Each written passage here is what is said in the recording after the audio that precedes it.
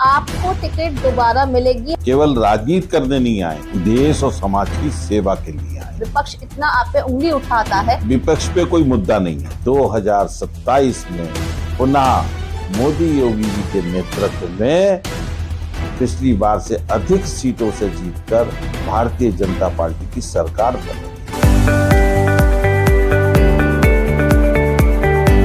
हर सपना एक सही शुरुआत चाहता है और उस शुरुआत का नाम है ईरा यूनिवर्सिटी। यहाँ एजुकेशन सिर्फ डिग्री तक सीमित नहीं बल्कि नॉलेज, स्किल्स और पर्सनालिटी के कंप्लीट डेवलपमेंट की जर्नी है।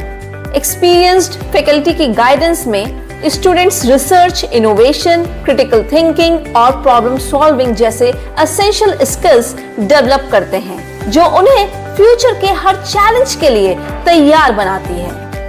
ईरा यूनिवर्सिटी की स्टूडेंट सेंट्रिक टीचिंग हर स्टूडेंट को उसके पोटेंशियल के हिसाब से सीखने, ग्रो करने और अपने गोल्स अचीव करने का मौका देती है। हमारा unique inside out approach students को सिर्फ सक्सेसफुल प्रोफेशनल्स ही नहीं बल्कि रिस्पॉन्सिबल, कंपैशनेट और विजनरी इंडिविजुअल्स बनने के लिए इंस्पायर करता है। World class curriculum, modern laboratories, rich library, e-learning facilities, research. अगर आप ऐसी यूनिवर्सिटी की तलाश में हैं जहां लर्निंग इंस्पिरेशन बन जाए, टैलेंट को मिले सही प्लेटफॉर्म और सपनों को मिले नई उड़ान, तो स्वागत है आपका ईरा यूनिवर्सिटी लखनऊ में। नमस्कार, मैं हूं ईशा और आप देख रहे हैं उत्थान न्यूज। और आज हमारे साथ हैं बरेली कैंट से संजीव जी, जो कि वहां के विधायक हैं और उनकी जो जीवन की शुरुआत हुई वो एक स्वयंसेवक के रूप में हुई। क्या थी उनकी जर्नी, कैसे वो यहाँ तक पहुंचे, आइए जानते हैं उनसे। सर, आपका बहुत बहुत स्वागत है उत्थान न्यूज में। धन्यवाद। सर, पहले हम जो सवाल जानना चाहेंगे वो है कि आपने अपने जीवन की शुरुआत एक स्वयंसेवक के रूप में की, तो आपका वो सफर जो शुरू हुआ, आज आप विधायक तक पहुंच गए, ये सफर आपका कैसा रहा? हमारा परिवार पुराना संघ और विचार परिवार से जुड़ा रहा है हमेशा। जनसंघ के काल से हमारे परिवार में पापा जी, ताऊ जी सब लोग संघ से जुड़े रहे हैं। संघ के बड़े अधिकारियों का और बराबर आना जाना रहा। शाखा पे पापा जी जाते थे, ताऊ जी जाते थे नियमित। और ऐसा परिवार और विचार का था, तो स्वतः बचपन से हम भी उसी विचार से आगे बढ़े। शाखा में भी जाना रहता था और हमेशा हमारे परिवार में ही, हमारे ही घर के एक स्थान पे संघ और जनसंघ के दोनों के कार्यालय हुआ करते थे इमरजेंसी तक। इमरजेंसी के बाद अन्य स्थानों पे शिफ्ट हो गए। नानाजी देशमुख जी उस समय संघ के बहुत बड़े प्रचारक थे। परिवार में आना जाना संघ के विभिन्न बड़े प्रचारकों का, अधिकारियों का परिवार में आना जाना रहता था। निरंतर सामाजिक, राजनीतिक, व्यापारिक और हर क्षेत्र में हमारे परिवार की अपनी रुचि और लोगों के बीच में काम करना बना रहता था। वहीं से हमने सीखा है अपने परिवार से। और काम करते करते हम 92 में बरेली आ गए। बरेली में व्यापार करा, वहाँ भी विभिन्न सामाजिक राजनीतिक संगठनों से जुड़ के और संघ के कार्य को, बड़े बड़े प्रचारकों और हमारे यहाँ बैठ के हुआ करती थी, साथ में काम करने का मौका मिला। और उसी में से पता नहीं अचानक कोई, हमारी तो खास रुचि भी नहीं थी राजनीतिक क्षेत्र की, काम जरूर करते थे, संगठनात्मक और सामाजिक कार्य करते थे, भाजपा संगठन में काम किया। लेकिन पार्टी ने 22 में हमको बरेली कैंट विधानसभा से विधायक के लिए टिकट दिया। मैं उसके लिए अपनी पार्टी के सभी प्रदेश और देश के संगठन और पदाधिकारियों का आभार व्यक्त करता हूं कि उन्होंने मौका दिया। मैं चुनाव लड़ा, चुनाव जीत गया। जनता की सेवा पहले भी कर रहा था, अब भारतीय जनता पार्टी के एक विधायक के रूप में अपने क्षेत्र की जनता का सेवा का काम कर रहा हूं। और मुझे संतुष्टि है और मुझे विश्वास है कि जो मेरे कार्य हैं, जनता के बीच में जो मेरी कनेक्ट है, निरंतरता है, संपर्कता है, और संगठन के कार्यों को भी मैं पूरी ईमानदारी से करता हूं। इस बीच में नगर निगम के चुनाव आए, मेयर को जिताने का काम किया भाजपा के। 24 के लोकसभा का चुनाव आया, उसमें भी अपने क्षेत्र से लोकसभा सांसद जी को लोकसभा में जिताने का काम किया। और मुझे विश्वास है पार्टी और संगठन और विचार से जुड़ा हुआ परिवार और मैं निश्चित रूप से 27 में जनता की उम्मीदों पे खरा उतर रहा हूं।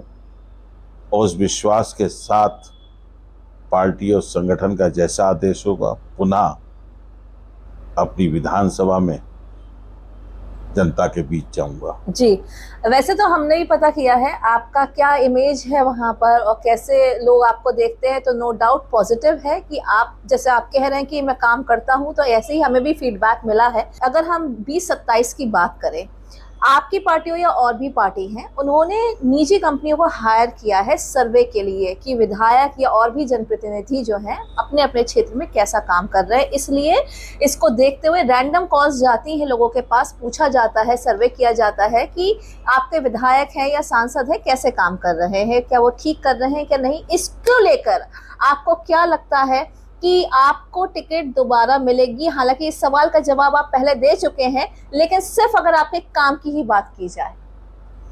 देखिए, भारतीय जनता पार्टी और उसका कार्यकर्ता हर समय जनता के बीच में रहते हैं और हम लोग राजनीति में केवल राजनीति करने नहीं आए, देश और समाज की सेवा के लिए आए। और जब से मैं विधायक बना या पहले विधायक नहीं था, तब भी जनता के बीच में, समाज के बीच में रह के काम कर रहा था और निष्पक्षता से काम करता हूं। मुझे विश्वास है, जनता का विश्वास मेरे साथ है।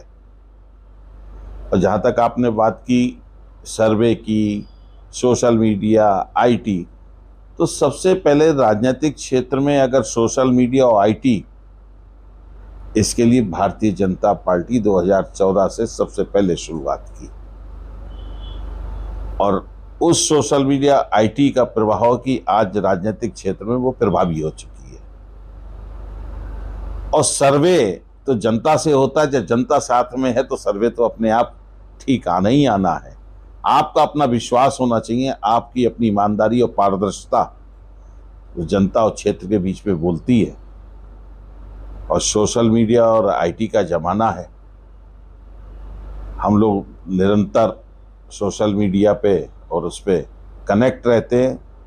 और मुझे विश्वास है कि जनता का विश्वास हमने जीता है और इस विश्वास के साथ ही हम 2027 में भी पार्टी और संगठन की आकांक्षाओं पे खरा उतरने का काम करेंगे। जी, यद्यपि राम मंदिर की बात अगर हम करें तो राम मंदिर ट्रस्ट कमेटी या उसकी कार्यकारिणी से बीजेपी का कुछ भी लेना देना नहीं है। योगी सरकार ने पहले ही एसआईटी गठित कर दी है और जो दोषी है उनको सजा भी मिल रही है और अभी प्रोसेस में है।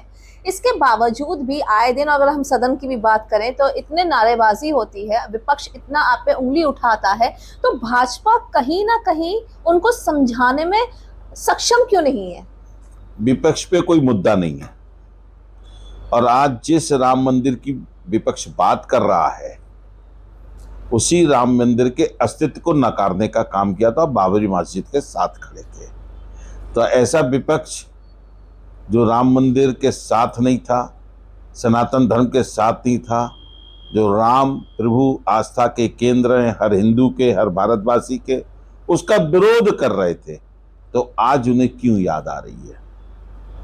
वो तो खुद कटघरे में खड़े, उन राम भक्तों पे, उन कार सेवकों पे उन्होंने गोली चलाने का काम किया, बंद करने का, जेल में डालने का काम किया, आपातकाल जैसी स्थिति लगाने का काम किया।